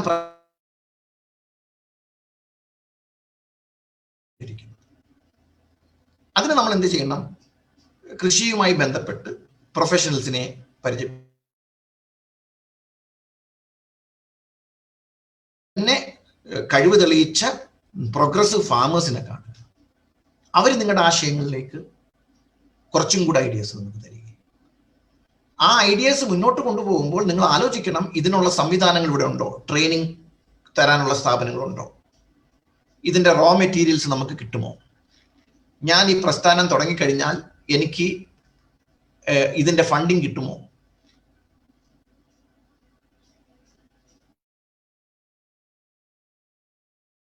ഉണ്ട് എന്ന് നിങ്ങൾ ഉറപ്പാക്കുന്ന ആ പ്രക്രിയയാണ് നമ്മൾ ഈ പറയുന്നത് ഐഡിയ ഇൻക്യുബേഷൻ. ഇതെല്ലാം ഉണ്ട്. നമ്മൾ ഇതിൽ ഇറങ്ങിത്തിരിക്കുകയും നമ്മൾ ഉദ്ദേശിച്ച ജനിച്ച ആശയം അതിനെയാണ് നമ്മൾ പറയുക വാണിജ്യ മനോഭാവം കൈവരുത്തുക, ഐഡിയ കമേഴ്ഷ്യലൈസേഷൻ. അന്നേ നമുക്ക് പറയാൻ പറ്റത്തുള്ളൂ അഗ്രി ബിസിനസ്സായി മാറും. ഞാൻ ചില മാഗസീൻസിലും ചില കാര്യങ്ങൾ നോക്കുമ്പോൾ ഇന്ന് അരി കൊണ്ട് കോഫി പൗഡർ ഉണ്ടാക്കുന്ന ഒരു കാര്യം, അരി കൊണ്ട് കോഫി പൗഡർ ഉണ്ടാക്കുന്ന ചില രാജ്യങ്ങൾ. അപ്പൊ ആ ഐഡിയ ജനറേറ്റ് ചെയ്യുകയും അത് മനസ്സിൽ കിടന്ന് ചിന്ത പൂണ്ടിരുന്ന് അതുമായി ബന്ധപ്പെട്ട സാഹചര്യങ്ങളും ട്രെയിനിങ്ങുകളും ഫണ്ട് സംവിധാനങ്ങളും എല്ലാം നോക്കിയിട്ട് അവസാനം അത് മാർക്കറ്റിലേക്ക് എത്തിക്കുന്ന ഒരു പ്രക്രിയ. പക്ഷെ ഇവിടെ ഭയങ്കര ക്രിയേറ്റീവ് ആയിരിക്കണം നമ്മൾ. ഒരുപാട് പേര് ചെയ്യുന്ന ഒരു കാര്യം നമ്മളും കൂടെ ചെയ്തു തുടങ്ങിയിട്ട് അവസാനം നമ്മൾ പരാജയത്തിലേക്ക് കലാശിക്കും. വളരെ നല്ല കാര്യമാണ്. ഞാൻ മാർക്കറ്റിങ്ങിന്റെ കാര്യം പറയാം. ഇതുമായി ബന്ധപ്പെട്ടിട്ട് നമ്മൾ ചില കാര്യങ്ങൾ ചിന്തിക്കേണ്ട കാര്യമുണ്ട്. അതായത് എനിക്കിങ്ങനെയാണ് പറയാനുള്ളത്. ഞങ്ങൾ കണ്ണൂരുണ്ടായിരുന്ന സമയത്താണെന്ന് തോന്നുന്നു, കശുവണ്ടിയുടെ കേസിൽ 2004 കാലഘട്ടങ്ങളിൽ അവിടെ നിന്ന് നമ്മൾ ഈ കർഷകർ കശുവണ്ടി കൃഷി ചെയ്യുകയും അവർക്ക് എന്താ പറയുക, ചിലപ്പോൾ 100 കിലോ 200 കിലോ 300 കിലോ കശുവണ്ടി അവരുടെ കൈ കാണും. അപ്പം ഇത് ഇവർ കൊണ്ടുപോയി മാർക്കറ്റിൽ ഇത് സംഭരം ഈ എന്താ പറയുക സംവരണം നടത്തുന്ന ആൾക്കാർക്ക് കൊടുക്കും. അവര് അന്നത്തെ മാർക്കറ്റ് വില ആണ് സാധാരണ ഇത് കൊടുക്കുന്നത്. ചിലപ്പോൾ സംഭവിക്കുന്നത് കർഷകർ ഇന്നത്തെ മാർക്കറ്റ് വില 28 രൂപ എന്ന് വിചാരിക്കുക. ഞാനൊരു ചാക്ക് ഓട്ടോയിൽ കയറ്റിട്ട് കൊണ്ടുപോയി കഴിഞ്ഞാൽ ആ കടക്കാരൻ പറയും, അയ്യോ ഇന്ന് 28 ഒക്കെ മാർക്കറ്റിൽ പറയുന്ന 26 എടുക്കാൻ പറ്റത്തുള്ളൂ. കർഷകർക്ക് 2 രൂപ വെച്ച് നഷ്ടമാണ്. അവരിത് തിരിച്ചു കൊണ്ടുവന്ന ഓട്ടോക്കൂലിയാണ്. അതുകൊണ്ട് അവരത് കൊടുത്തിട്ട് പോകും. അപ്പോഴാണ് ഒരു ആശയം അവിടെ ജനിച്ചത്. കുറച്ച് കർഷകരും എല്ലാവരും കൂടെ ചേർന്നിട്ടുള്ളതാണ്. അവരൊരു 100 കശുവണ്ടി കർഷകർ ഒരുമിച്ച് കൂടിയിട്ട് അവർ തീരുമാനിച്ച് നമുക്ക് ഒരു ചെറിയ പത്രത്തിൽ ഒരു പരസ്യം കൊടുക്കാം. ഞങ്ങളുടെ കയ്യിൽ 3 ടൺ കശുവണ്ടി വിൽക്കുവാനുണ്ട്, തോട്ടണ്ടി. അങ്ങനെ അത് കൊടുത്ത് ഇന്ന ദിവസം ഇന്ന സമയത്ത് ഇന്ന സ്ഥലത്താണ് ഇത് ലേലം നടക്കുന്നതെന്ന് പറഞ്ഞു. ഞാൻ അവിടെ ആ സമയത്തുണ്ട് 2004.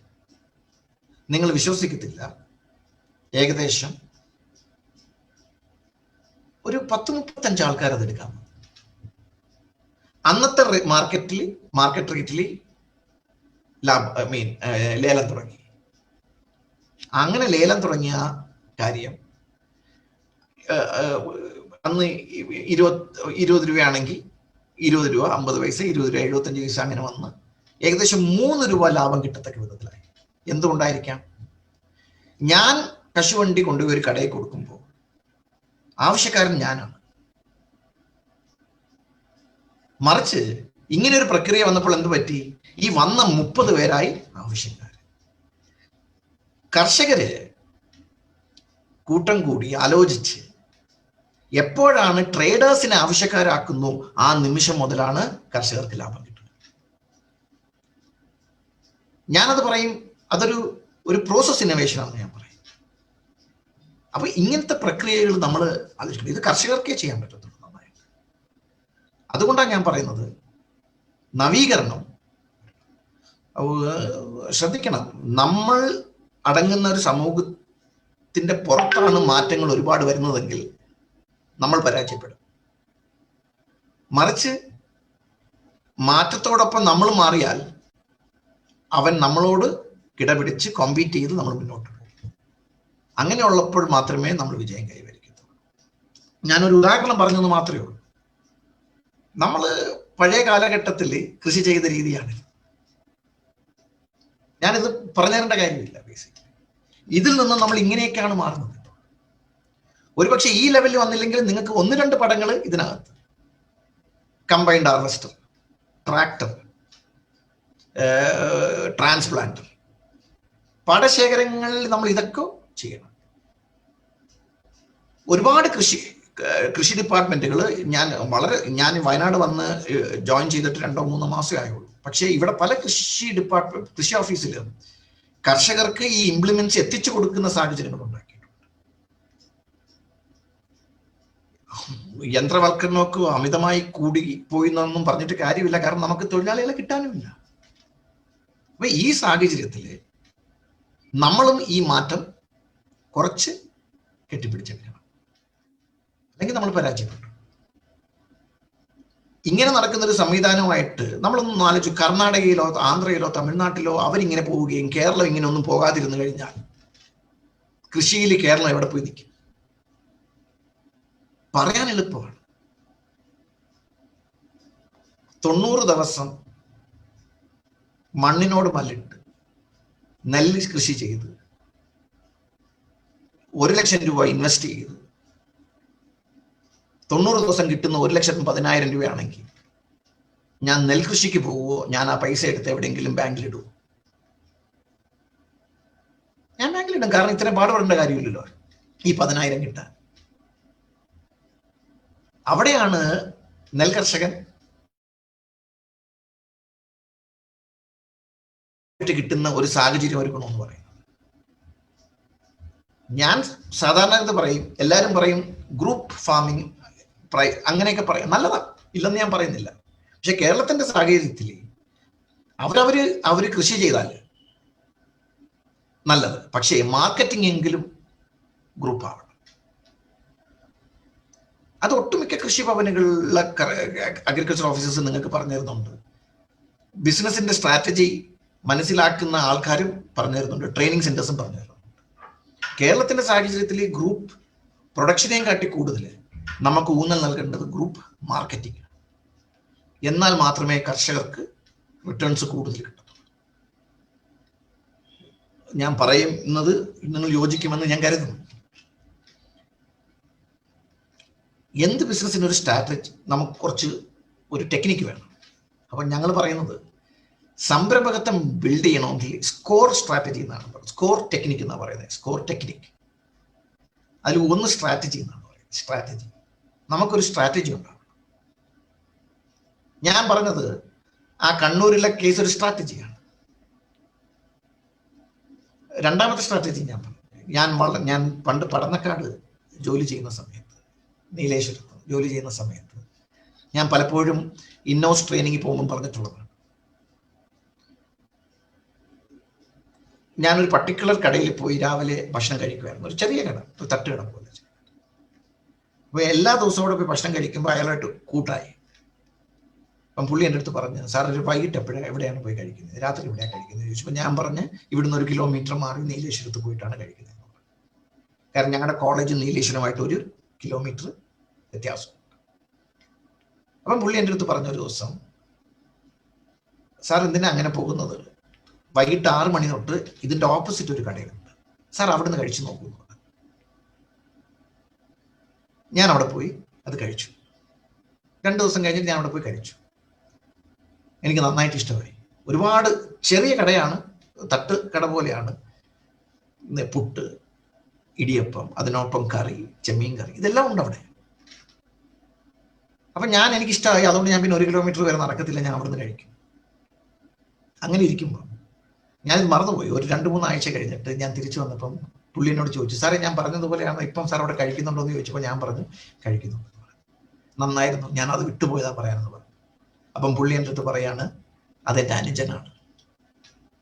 അതായത് ഇപ്പുറത്തെ സൈഡിൽ പുള്ളി രാവിലെ തൊട്ട് വൈകിട്ട് വരെയും, അപ്പുറത്തെ സൈഡിൽ പുള്ളി വൈകിട്ട് തൊട്ട് രാവിലെ വരെ.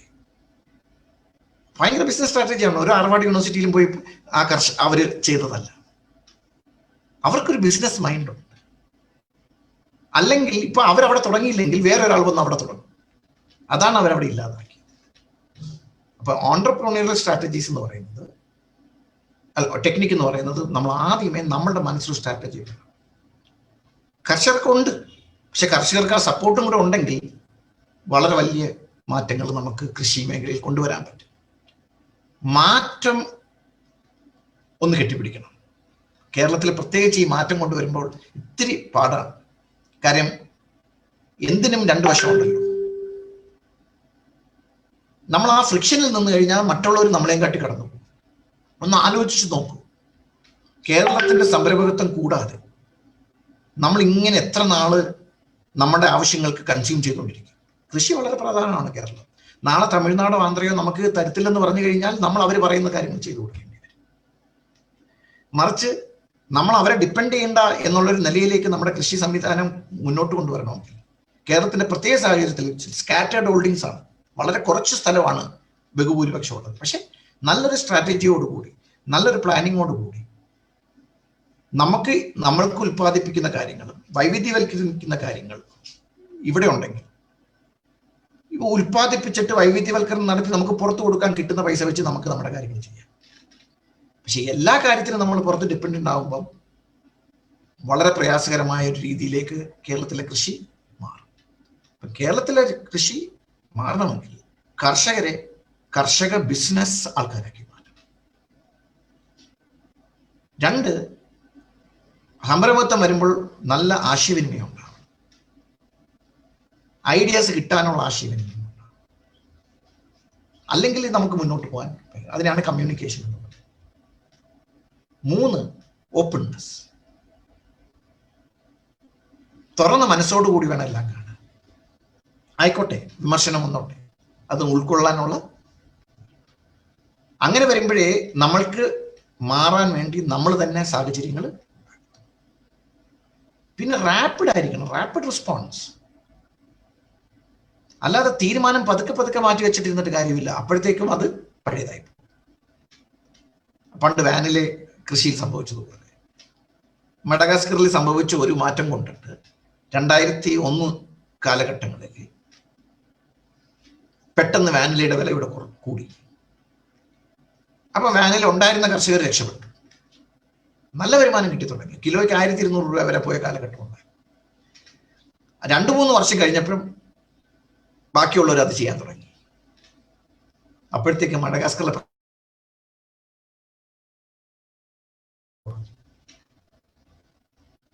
അപ്പോൾ ഒരു ഇന്നവേഷൻ, ഒരു നവീകരണം സംഭവിക്കുമ്പോൾ പ്രത്യേകിച്ച് കൃഷി ഓഫീസേഴ്സും ഈ മേഖലയിൽ വർക്ക് ചെയ്യുന്ന ആൾക്കാരും കൂടെ സപ്പോർട്ട് ചെയ്താൽ, ഞാൻ കർഷകരോട് പറയുന്നത് നിങ്ങൾ അത് പെട്ടെന്ന് കെട്ടിപ്പിടിച്ച് അത് ചെയ്യണം, എന്നാലേ അതിന്റെ ലാഭം കിട്ടും.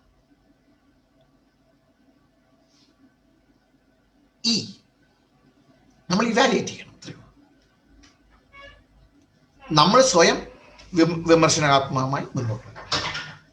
നമ്മൾ ചെയ്യുന്ന ഓരോ കാര്യങ്ങളും നമ്മൾക്ക് ഒരു സ്റ്റാൻഡേർഡ് സെറ്റ് ചെയ്തിട്ട് നമ്മൾ ആ പ്രകാരമാണോ പോകുന്നത് എന്ന് നമ്മൾ ചിന്തിക്കണം.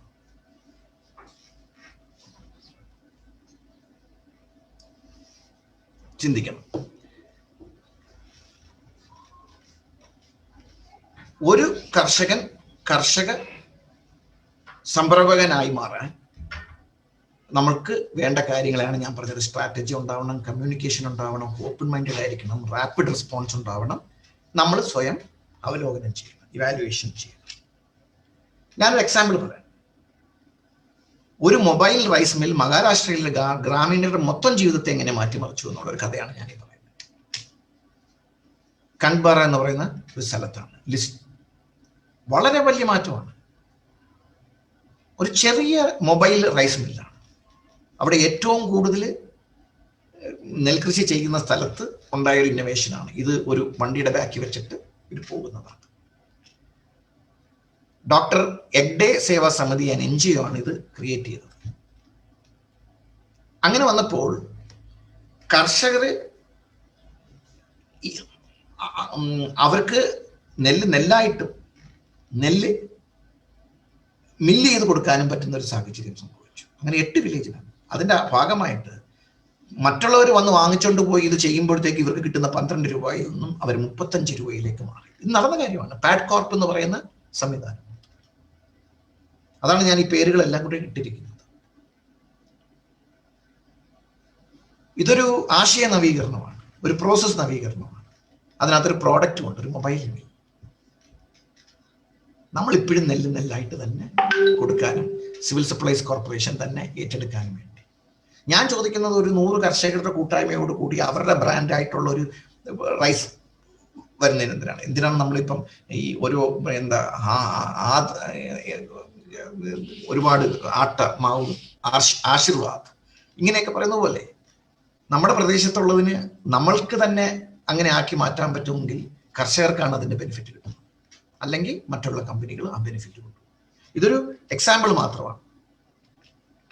1-2 സക്സസ് സ്റ്റോറീസും കൂടെ പറയാം. ഇത് ഞാൻ പറഞ്ഞതാണ്, പക്ഷേ ഇപ്പം സാറിന് സുഖമില്ല. കൃഷി ബിരുദം ജോലി വേണ്ടാന്ന് വെച്ചിട്ട് സ്വന്തമായിട്ട് ഒരു ഡിജിറ്റൽ സംവിധാനം തുടങ്ങി വളരെ നന്നായിട്ട് പോയിക്കൊണ്ടിരിക്കുമ്പോഴാണ് ആക്സിഡന്റ് പറ്റി.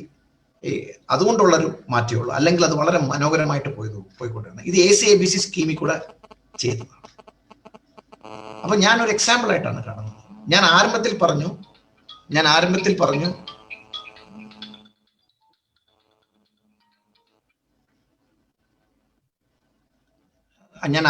പറഞ്ഞു ഇത് പ്രോഫിറ്റ് ആണ് മനസ്സിൽ കാണുന്നത്. റിസ്ക് എടുക്കുന്നതിനുള്ള കോമ്പൻസേഷൻ ആണ് ബിസിനസ്സിൽ വരുന്നത്. ആ റിസ്ക് എടുത്ത ഒരു വ്യക്തിയാണ്. ദൗർഭാഗ്യവശാൽ പേഴ്സണൽ കാര്യങ്ങൾ ഒരു അപകടം പറ്റിയിട്ട് ഒരു ഇത് വന്നതാണ്. ഇത് ബിനു ഗാർഡൻ സിറ്റി. ഞങ്ങൾ അവിടെ ACABC ട്രെയിനിങ് എടുത്തിട്ട് ലാൻഡ്സ്കേപ്പിങ്ങിൽ കൂടി നാഷണൽ ആൻഡ് ഇന്റർനാഷണൽ അവാർഡ്. ഒന്നുമില്ല, പഠിച്ച സാധനം മറ്റുള്ള സ്ഥലങ്ങളിൽ പോയി ഓഫീസുകളും മാളുകളും എടുത്തിട്ട് അവിടെ ലോണൊക്കെ വെച്ച് പിടിപ്പിച്ച് കൊടുക്കുന്ന യുവ സംരംഭകനാണ്. ഈ കൊച്ചിനെയാണ് മാതൃകയാക്കണമെന്ന് ഞാൻ പറയുന്നത്. അഖില മോൾ ഇങ്ങനെ ഒരു ട്രെയിനിങ് ACABC ട്രെയിനിങ്ങും കൂടെ വന്നിട്ട് ഫിഷില്, അതായത് മീൻ വളർത്തൽ വന്നിട്ട് മീൻ വളർത്തുന്നു വലിയ രീതിയിലാക്കി അതിന്റെ കുഞ്ഞുങ്ങളെ വിറ്റ് അവസാനം ഇപ്പോൾ ആ കുട്ടി ഒരു ട്രെയിനിങ് സെന്റർ നടത്തുന്നുണ്ട്. ട്രെയിനിങ്ങിൽ കൂടെ തന്നെ വരുമാനം ഉണ്ടാക്കുന്നുണ്ട്. ഇതൊക്കെയാണ് ഓൺട്രപ്രണർഷിപ്പ്. പ്രോഡക്റ്റും ഉണ്ട്, പ്രോസസ്സും ഉണ്ട്, കാലാകാലങ്ങളായിട്ടുള്ള മാറ്റങ്ങൾ ആ കുട്ടി എൻകറേജ് ചെയ്യുന്ന എറണാകുളത്താണ്. എറണാകുളത്തിനിടയ്ക്കായിട്ടാണ് വരുന്നത്.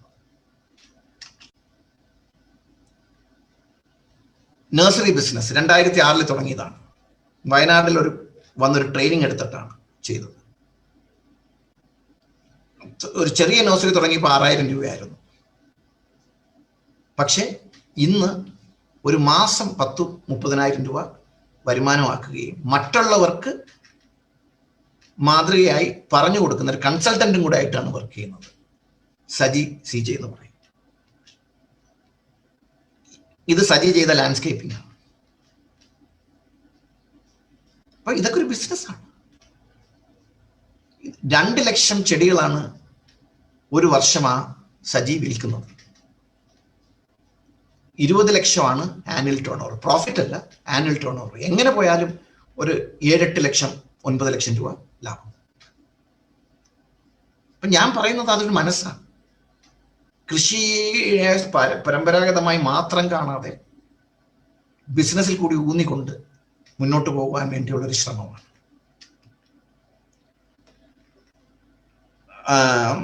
ചിലത് ഫെയിലിയറാണ്. എല്ലാവരും സംരംഭകരാകുമ്പോൾ കുറച്ച് പരാജയങ്ങളൊക്കെ സംഭവിക്കും. പക്ഷെ ഇത് പരാജയമല്ല. വിനു കാർത്തികേയൻ എന്ന് പറയുന്നത് ഒരു ഹോർട്ടിക്കൾച്ചറിസ്റ്റ് അവാർഡ്, ഗവൺമെന്റ് ഓഫ് കേരളയുടെ അവാർഡ് വാങ്ങിച്ചതാണ്. 10 ഏക്കർ സ്ഥലത്ത് ഓർക്കിഡ് ഫാം, മണ്ണിൽ കൃഷി ചെയ്യുന്നത്, കടലോര പ്രദേശത്ത് സീസൈഡ് ഓർക്കിഡ് ഫാം എന്നാണ് പറയുന്നത്. ഒരു 10-30 വർഷം അച്ഛൻ തുടങ്ങി വെച്ചതാണ്. മകൻ ഏറ്റെടുത്തു, അത് ബിസിനസ്സാക്കി. മകൻ കേരളത്തിൽ ഈ പൂക്കൾ വിൽക്കില്ല, പുറത്തേ വിൽക്കും. അങ്ങനെ പലർക്കും ഇതിന്റെ ചെടികളും തൈകളും കൊടുത്തു. പക്ഷെ പിന്നീട് കോമ്പറ്റീഷൻ വന്നു.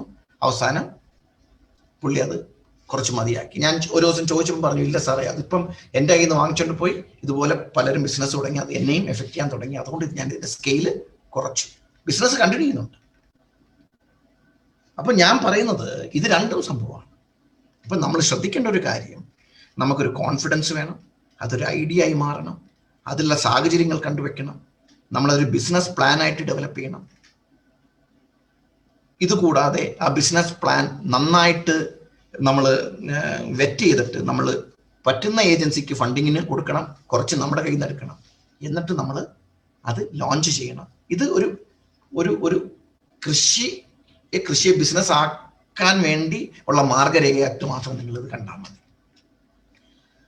പിന്നെ ഒരു പ്രോജക്റ്റ്, കൃഷിയുമായി ബന്ധപ്പെട്ട ഒരു പ്രോജക്റ്റ് ഉണ്ടാക്കുമ്പോൾ ആ പ്രോജക്റ്റിൽ ഉണ്ടാകേണ്ട കാര്യങ്ങളാണ്. ആദ്യം ഒരു എക്സിക്യൂട്ടീവ് സമ്മറി വേണം. നമ്മുടെ പ്രോജക്റ്റിന്റെ ഒരു ആകെത്തുക 1-2 പേജിനകത്ത് നിർത്തണം. അത് വായിക്കുമ്പോൾ അവർക്ക് മനസ്സിലാകണം ഇത് പ്രോജക്റ്റ് എന്താണ്, പ്രോജക്റ്റിന്റെ ഉദ്ദേശം എന്താണ്, അതിൻ്റെ അതുകൊണ്ട് ചെയ്തു കഴിഞ്ഞാൽ ലാഭം എപ്പം കിട്ടും, എത്രത്തോളം ലാഭം കിട്ടും, എത്ര പേർക്ക് ജോലി കൊടുക്കാൻ സാധിക്കും, അങ്ങനത്തെ കാര്യങ്ങളെല്ലാം അതിൽ വരണം. നിങ്ങളൊരു കൃഷി സംരംഭകത്വം തുടങ്ങുമ്പോൾ ആ കൃഷി സംരംഭത്തിന് ഒരു മിഷൻ സ്റ്റേറ്റ്മെന്റ് വേണം. അത് എങ്ങനെയായിരിക്കും ഓപ്പറേഷൻ ചെയ്യാൻ പോകുന്നത് നോക്കണം. അതിനകത്ത് നിങ്ങളുടെ സ്ട്രക്ചർ എങ്ങനെയാണ്, ബോർഡ് ഓഫ് ഡയറക്ടേഴ്സ് എങ്ങനെയാണ്, ആരാണ് പ്രസിഡന്റ്, ആരാണ് സെക്രട്ടറി, അതിന്റെ ഒരു ഓർഗാനോഗ്രാം എന്ന് ഞാൻ പറയും. പിന്നെ നിങ്ങളുടെ കമ്പനിയുടെ ഒരു ബാക്ക്ഗ്രൗണ്ട് കൊടുക്കണം, ആകത്തുക. അവസാനം നിങ്ങളുടെ ഉൽപ്പന്നം, നിങ്ങൾക്ക് കിട്ടുന്ന അഗ്രികൾച്ചർ കമോഡിറ്റി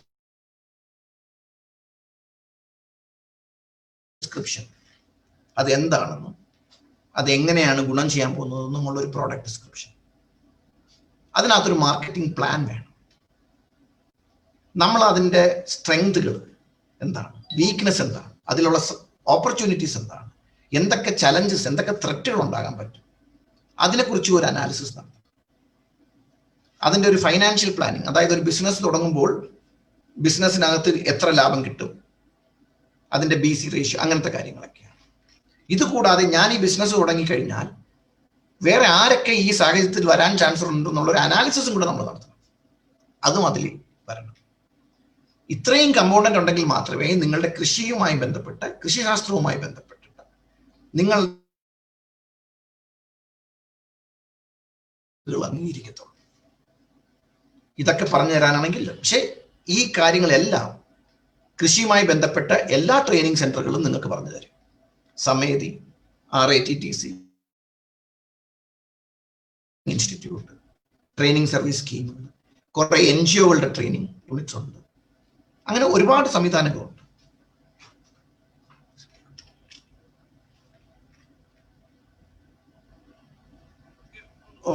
ഞങ്ങളുടെ കോളേജിൽ ഒരു സ്റ്റുഡന്റ് നടത്തിയതിൽ വൈവിധ്യവൽക്കരണം പുരയിടത്തിൽ എങ്ങനെ സംഭവിക്കുന്നു എന്നുള്ളതാണ്.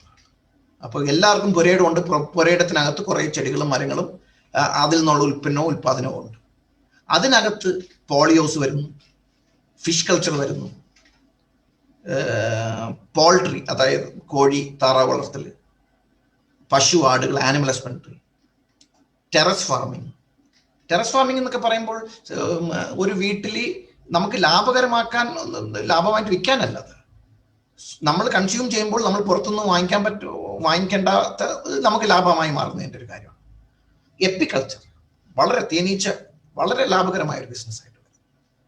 ട്യൂബേഴ്സ്, ഓർഗാനിക് ട്യൂബേഴ്സ്, ഒന്നും ചേർക്കാത്ത നാച്ചുറൽ ആയിട്ടുള്ള ട്യൂബേഴ്സ്, അതിനും premium ഓർണമെന്റൽസ്.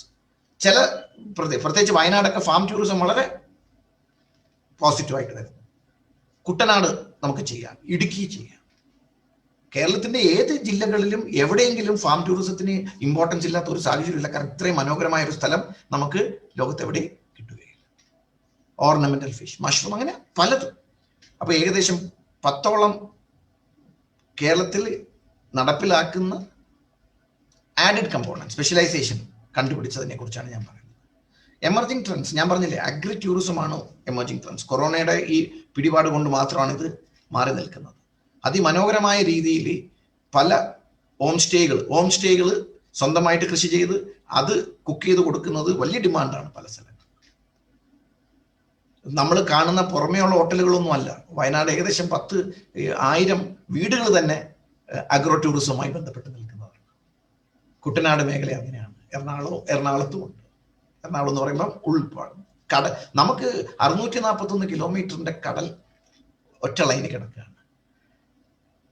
Coastal eco tourism, coastal agri eco tourism വളരെ വലിയ പോസിബിലിറ്റിയാണ്. യുവാക്കൾ ആലോചിക്കേണ്ടതാണ്. ഒരുപാട് പൊട്ടൻഷ്യൽ ഉള്ളതാണ്. പിന്നെ ഏറ്റവും കൂടുതൽ വൈവിധ്യവൽക്കരണവും വാല്യൂ അഡീഷനും തന്നെയാണ്. നമ്മൾ ഉൽപ്പാദിപ്പിക്കുന്ന 1/3 നമ്മൾ വേസ്റ്റ് ആയിട്ട് കളയുകയാണ്. അങ്ങനെ കർഷകർക്ക് ഉണ്ടാകുന്ന നഷ്ടം. അപ്പൊ നമ്മൾ അത് ഉണക്കുകയോ ഡീഹൈഡ്രേറ്റ് ചെയ്യുകയോ ഫ്രോസൺ ആക്കുകയോ അതിന്റെ ഷെൽഫ് ലൈഫ് കൂട്ടാനുള്ള മാർഗങ്ങൾ നോക്കുകയോ പ്രൊഡ്യൂസ് ചെയ്യുന്ന പ്രോഡക്റ്റ് ഉണ്ടാക്കുന്ന സ്ഥലത്തു നിന്നും തന്നെ അത് ഡെവലപ്പ് ചെയ്യുകയോ ചെയ്യുന്ന ഒരു സാഹചര്യം ആണ് നമുക്ക് വേണ്ടത്. ബേസിക്കലി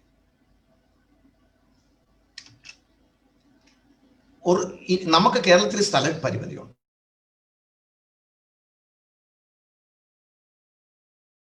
ഹൊറിസോണ്ടൽ ഡൈവേഴ്സിഫിക്കേഷനിൽ നിന്ന് നമ്മൾ വെർട്ടിക്കൽ ഡൈവേഴ്സിഫിക്കേഷനിലേക്ക് പോകണം. എന്നാലേ നമുക്ക് സ്ഥലപരിമിതി യൂട്ടിലൈസ് ചെയ്യാൻ പറ്റത്തുള്ളൂ. കാരണം മൾട്ടി ക്രോപ്പിംഗ് സിസ്റ്റമാണ് നമുക്ക്. ഒരു ഇന്റഗ്രേറ്റഡ് ഫാം അപ്രോച്ച് ആണ് എപ്പോഴും കേരളത്തിന്റെ സാഹചര്യത്തിൽ നല്ലത്. പക്ഷേ ഇത് പ്രൊഡ്യൂസ് ചെയ്യുന്നതല്ല. ഗ്രൂപ്പായിട്ട് നമ്മൾ ഉണ്ടാക്കുന്ന പ്രൊഡ്യൂസ് എങ്ങനെ നമുക്ക് വൈവിധ്യവൽക്കരിച്ച് കർഷകർക്ക് കൂടുതൽ ലാഭം ഉണ്ടാക്കാം എന്നുള്ളത്. മാർക്കറ്റിംഗ് ചാനൽസിൽ ഇടനിലക്കാരെ എങ്ങനെ ഒഴിവാക്കാൻ പറ്റും? കർഷകൻ 10 രൂപയ്ക്ക് വിൽക്കുന്നത് വേറൊരാൾ കൊണ്ടുപോയി 60 രൂപയ്ക്ക് വിൽക്കാൻ പാടില്ല.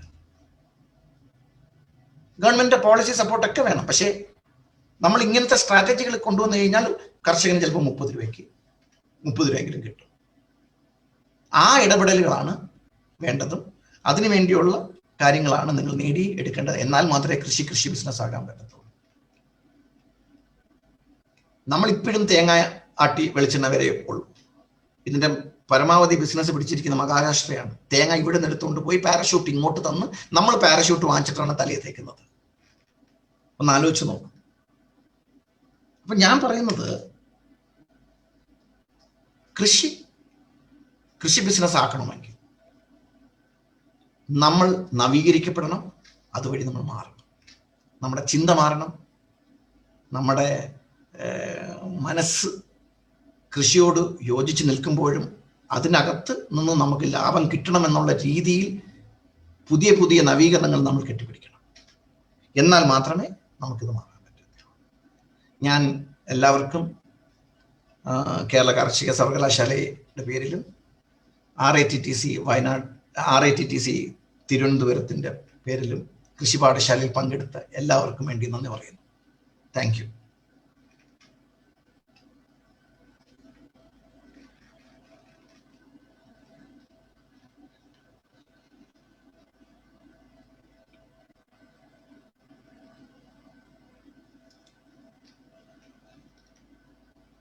ഇനി എന്ത് ചെയ്യും?